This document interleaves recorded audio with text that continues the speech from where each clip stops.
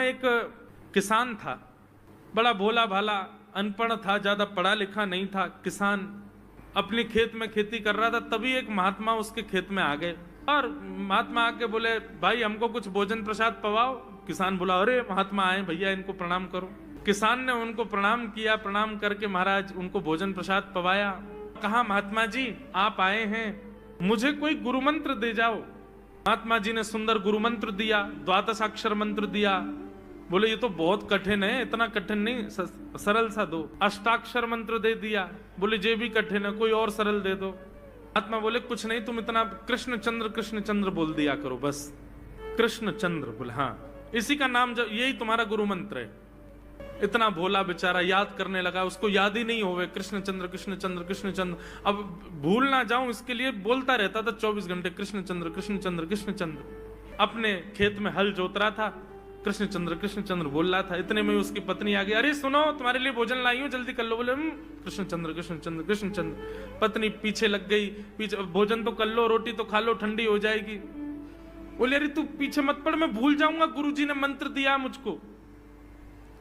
पत्नी बोली, अच्छा एक काम करो, आप भोजन कर आओ, तब तक आपके नाम को मैं रट लेती हूँ, मैं उसको संभाल लूंगी, पर जैसे ही आप आओगे फिर आपको सुना दूंगी, आप कर लेना। वो ठीक है। बोले क्या बोलना है? बोले कृष्ण चंद्र।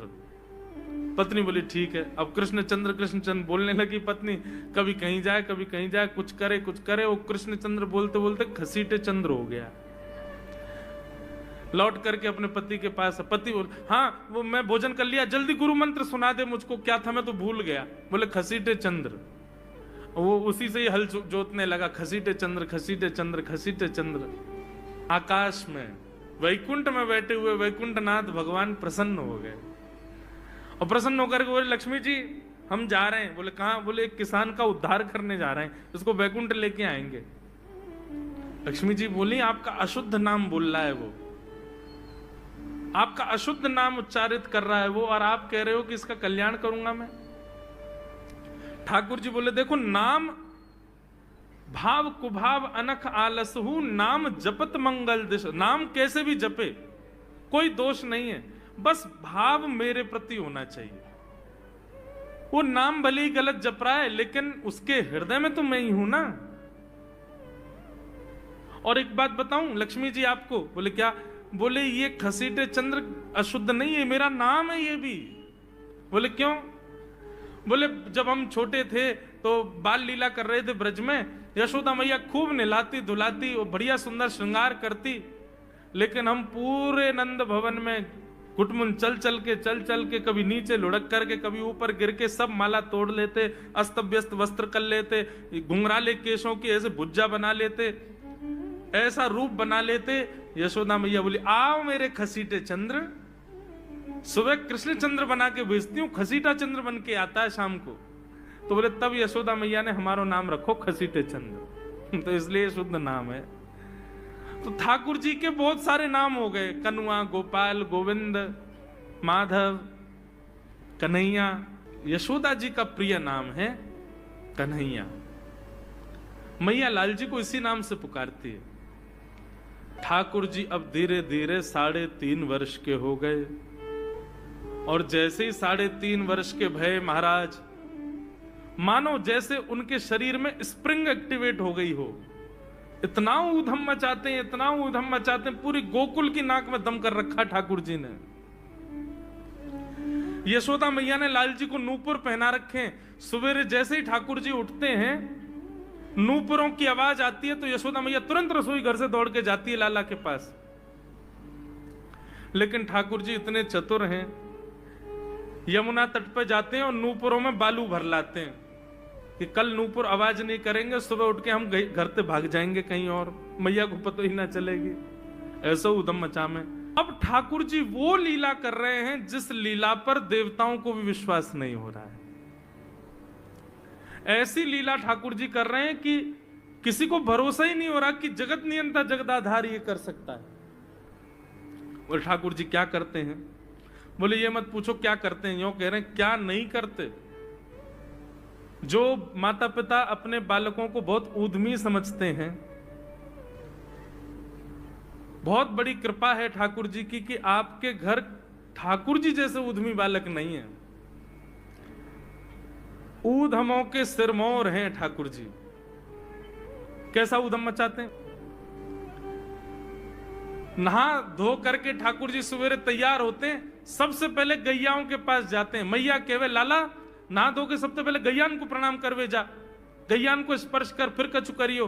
ठाकुर जी गैयाओं को प्रणाम करने जाते हैं। जैसे ही देखते हैं कि कोई गैया बैठी है, सो ठाकुर जी कहें अरे अरे मैया या गैया को आलस आ गयो, या को आलस दूर कर दूं। सो बैठी हुई गैया के ठाकुर जी सींग पकड़ लेते हैं और सींग पकड़ करके अपनी ओर खींचते हैं। दूसरी तरफ से सींग बलराम जी पकड़ लेते हैं। अब ऐसे सींग पकड़ करके ऐसे ऐसे गैया के सींग हिलाते हैं। अब बैठी रहती गैया थोड़ी देर तो कोई बात नहीं, जैसे जोर जोर से हिलाना प्रारंभ करते हैं सोई गैया खड़ी हो जाती है। और जैसे गैया खड़ी होती ठाकुर जी लटक जाते हैं सींगों से। अब ठाकुर जी को तो बढ़िया झूला बन गया, गैया की सींगन पर झूल रहे हैं। थोड़ी देर तो गैया इधर से उधर ठाकुर जी को झुलाती रहती है, लेकिन थोड़ी देर बाद जैसे ही ठाकुर जी की पकड़ कमजोर होती है, गैया को पता चल जाए कि अब लाला गिरवे वार होए। सो गैया भी इतनी चतुर कि वो गोबर में ही जाके खड़ी हो गए। ठाकुर जी के ने आगे को चल, मैं गोबर में है जाऊंगो। गैया के ना अब तो मैं यहीं खड़ी रहूंगी, तुम गोबर में ही गिरो।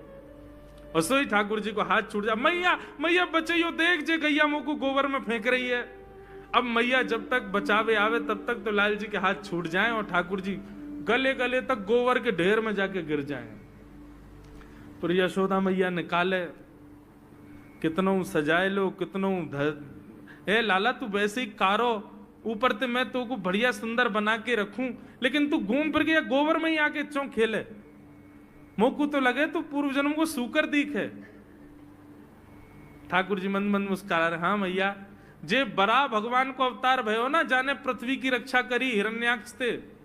भैया बोली हाँ वो मैं ही तो हतो, मैं जय जय हूं मैया, वो बरा भगवान ही जय जय, वही जय जय तेरे यहाँ लाला बन के आयो है।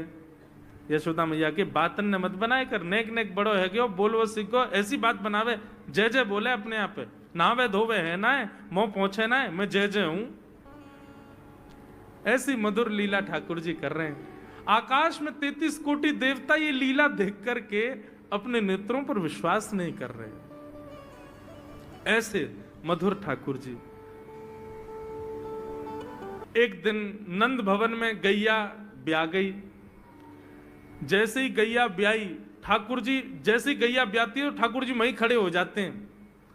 और बंधुओं शास्त्रों में आज्ञा है कि गाय जब ब्याह रही हो, बछड़े को जन्म दे रही हो या बछिया को जन्म दे रही हो, उस समय गैया जो होती है वो दो मुखी हो जाती है। एक मुख तो सामने है, और जब जन्म देती है तो बछड़ा या बछिया उसका मुख जब बाहर आता है तो दो मुखी हो जाती है। ऐसी दो मुखी गैया की जब आप परिक्रमा करते हो तो पूरे ब्रह्मांड की परिक्रमा का फल प्राप्त होता है।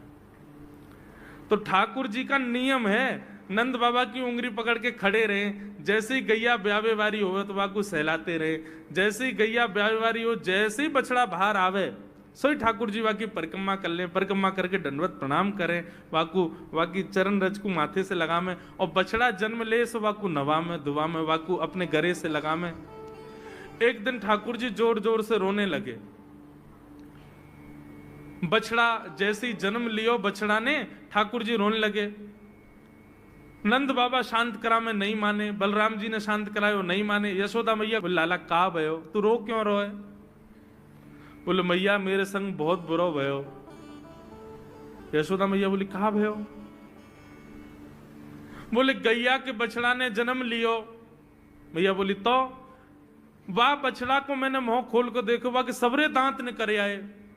मेरे जन्म को 3 साल है गए, अभी तक 4 ही दांत निकले मैया, वो टूट जाए, रो रहे हैं अपने दांतन को, मेरे दांत चौना निकल रहे सबरे।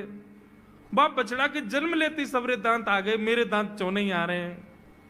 यशोदा मैया ऐसी मधुर बात सुनकर के झूठी झूठी कहती, मैया कहती लाला तू दूध ना पीवे ना, पूरे दिन मक्खन खावे, मक्खन चीकनो होवे, दांत निकले चिकनो है कि सुई पेट में चलो जाए, तो दूध पिए कर।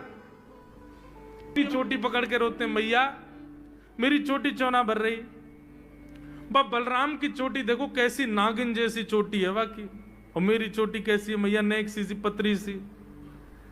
मैया बोले लाला तू दूध ना पीवे, दूध ते चोटी बड़े। बलराम देखिए ऐसा जग भर के दूध पीवे। सो ठाकुर जी दूध को पात्र हाथ में ले में, अपनी चोटी खोल ले में, और फिर चोटी पकड़ करके दूध पी में, और दूध पीते पीते नापते रहे कितनी बड़ी भई की ना भई अभी। ऐसी मधुर लीला ठाकुर जी करते हैं। ऐसी लीलाएं हैं ठाकुर जी की कि उन लीलाओं को सुनकर के जो ज्ञान के मार्ग को नहीं समझ पाते, जो वैराग्य के मार्ग को नहीं समझ पाते, जो ज्ञान और वैराग्य से ठाकुर जी को प्राप्त नहीं कर पाते, वो इन लीलाओं से ठाकुर जी के हो ही जाएंगे। ऐसी लीला है।